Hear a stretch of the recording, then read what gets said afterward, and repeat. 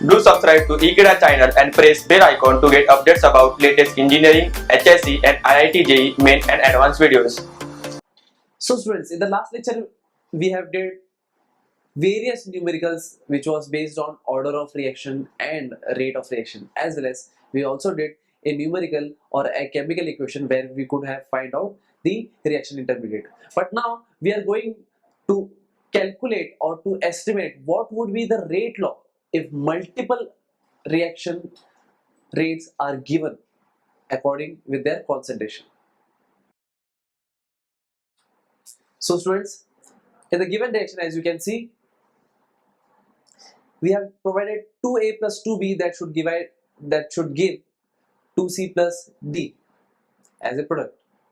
So from the table given here, they have mentioned the concentration of reactants A, reactant B, and ultimately the rate of reaction. So for first case, if I would say, if the concentration is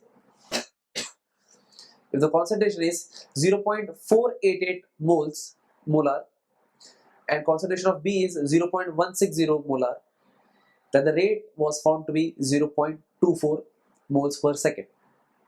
While that of the second data, that is 0.224, the concentration of A and the concentration of B was 0.160, and the reaction rate of reaction was found to be 0.06. And the third case, in which they have given the concentration of reactant as 0.244 and the concentration of B as 0.320, and in that case we have got the rate of reaction as 0.12. So based on this three reaction rates and the concentration of reactants, that is for A and B, we could calculate the rate law. So how can we do that? Let us see.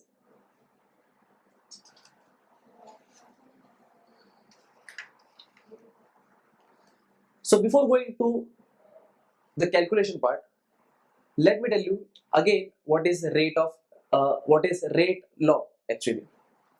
As we know, rate law states that rate of reaction is equals to K concentration of A raised to X and concentration of B raised to Y. So this is the basic formula that we know. But let us consider the case number 1, in which the first rate of reaction, I would consider that as R1. I would write as for first case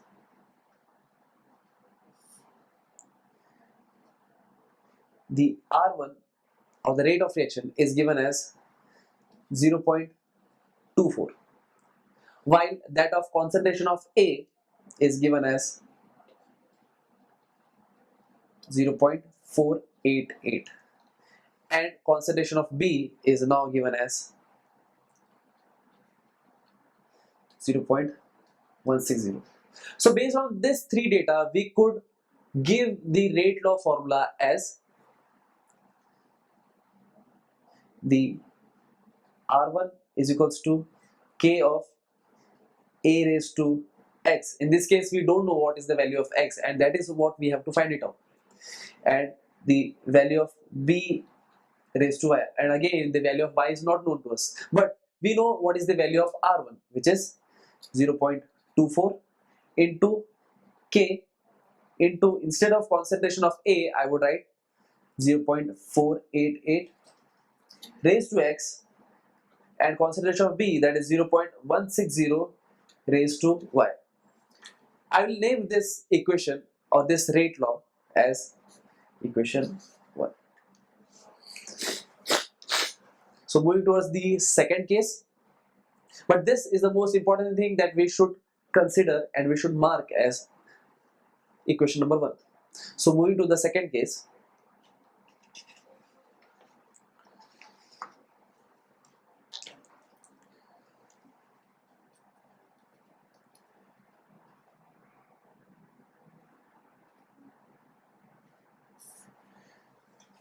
we have been provided the rate of reaction, that is again, but in this case I would say the rate of reaction as R2, which is given as 0.488 0.06 moles per second, and the concentration of A in this case is given as 0.244, and the concentration of B is now given as 0.160. So based on this thing, I could estimate the rate law as 0.06 equals to K. Instead of A, I would write 0.244 raised to X. Again, in this case, I don't know the value of X, or in any case, we don't know the value of X and we don't know the value of Y.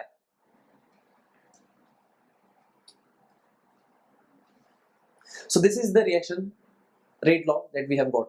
So I will mark it as 2. Similarly, we could also find it out a rate law for the third case, or for the third reaction.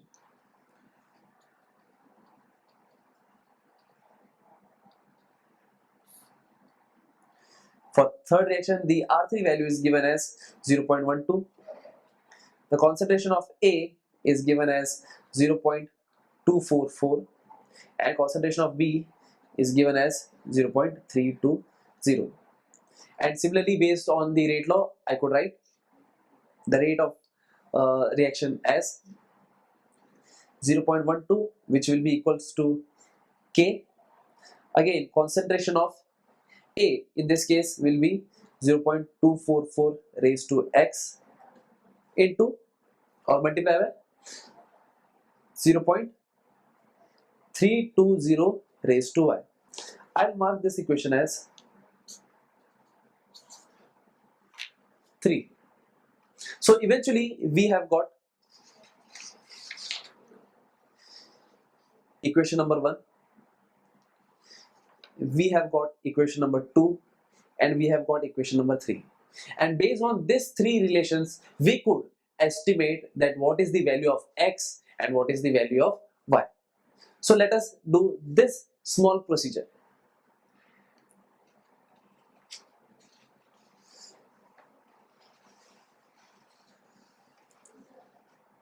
So what I'll do is, I'll divide the equation 1 and 2 so as to get a particular value. Let us see what I could get. I'm equating equation 1 and 2 such that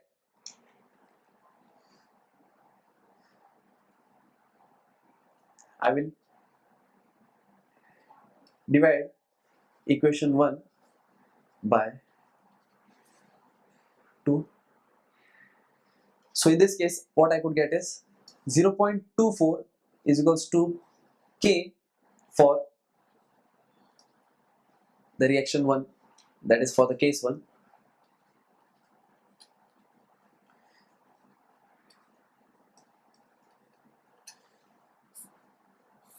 The whole divided by equation number 2, which was 0.06. Again K, I would write 0.244 raised to X into 0.160 raised to Y. So this is equation that we have got by dividing equation 1 and by dividing equation 2. So what will be cancelling? Now this value will be cancelled out, and again the rate constant, which is K, will also cancel out. And again we could also notice that 0.06 can be divided by this value, that is 0.24, as 4. So ultimately we have got, and also we could notice that this 0.244 can be divided by this 0.488 by 2. So this one's are, this 2's are. So ultimately I could get an answer as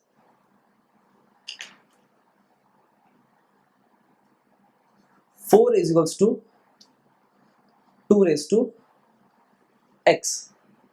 So I could write the value 4 as 2 raised to 2,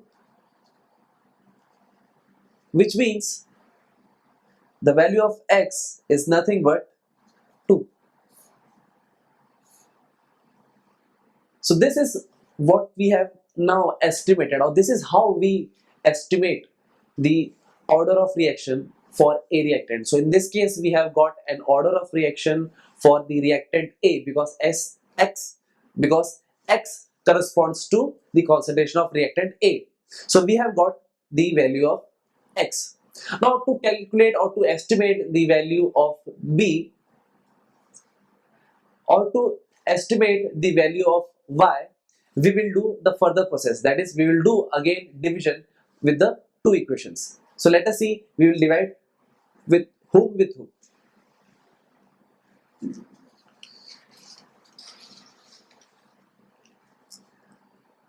Again, let me give you a small information again. If you could see the previous page, that is equation number 2 and equation number 3. In this case, you could see that this 0.244 raised to x is the common factor in equation number 3 as again 0.244 raised to x. So what I could do is I could divide these two equations. If I divide these two equations with each other, then this x will be eliminated, and the rest equation that will be left with us is an equation which has a factor of y, or which has an exponent of y. So by this thing we could calculate the value of y. So how can we do it? We will divide the equation number 3 with 2. This is why, because as you can see, the value of 3 is bigger compared to the value of second. In this case, the rate of reaction of the second equation or the second case is 0.006, while in that of the equation number 3 is 0.12. So we will divide a higher number by a smaller number. So what we are going to do is we are going to divide equation 3 by 2. So what we'll do is we'll divide the equation 3 with equation 2.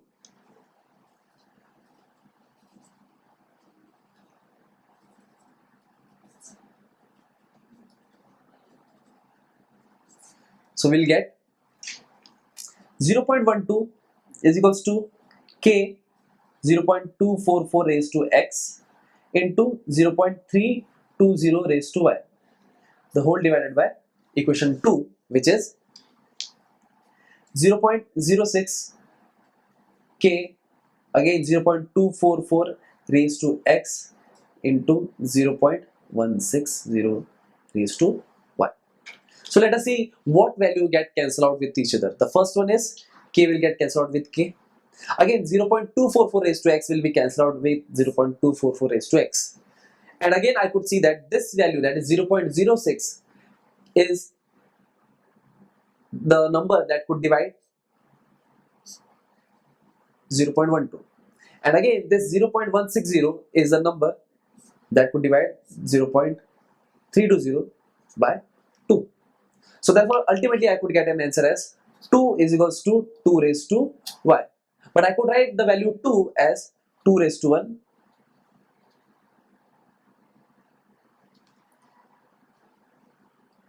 So therefore the value of y will be nothing but 1.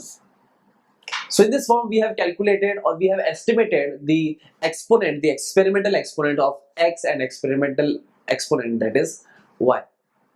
So what the final thing that we have to do is we have to calculate, or we have to estimate the rate law or the order of reaction. So let us see how can we do.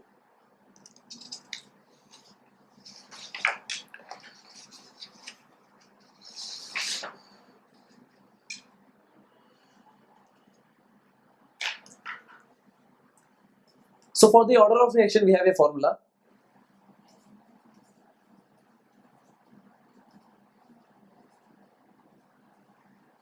X plus y. So in this case the value of x, which was found to be 2, and the value of y, which was found to be 1. So 2 plus 1 will make you to give 3. So basically it is a third order reaction in which the 2 will be of x and the 1 will be for y. And the later requirement that has been asked in the question is we have to calculate the rate constant. So how can we calculate the rate constant? It is very much simple. The three equations are given in which you could substitute the value of x and y and you could get an answer. So what I'll do is, among the three reactions or three cases, among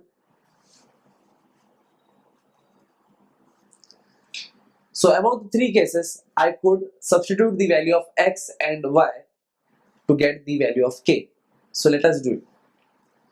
So by assuming the equation number 1, I know substituting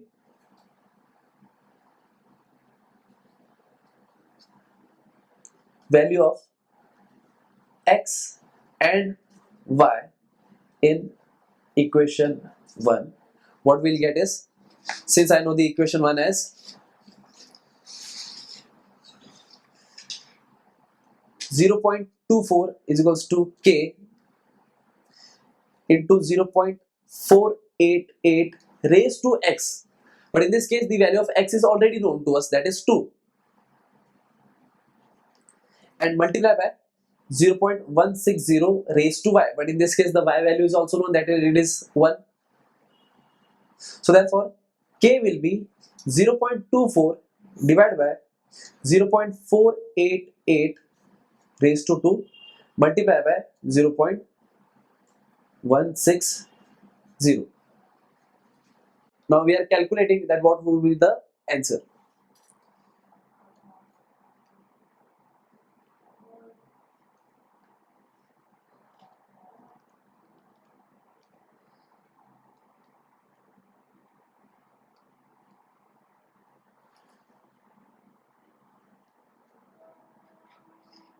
So the answer that we have got is 6.298.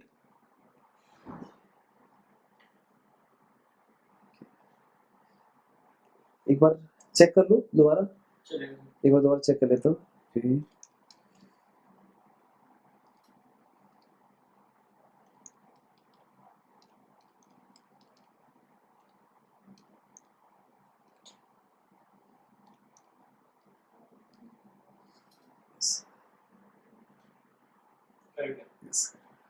Sir continuation में बोलते हो समय आपको topic का नाम लेना है, अच्छा, और जो चैप्टर का नाम है वो देख के कंटिन्यूएशन करके फिर आपको नेक्स्ट टाइम पे याद. ओके हो गया.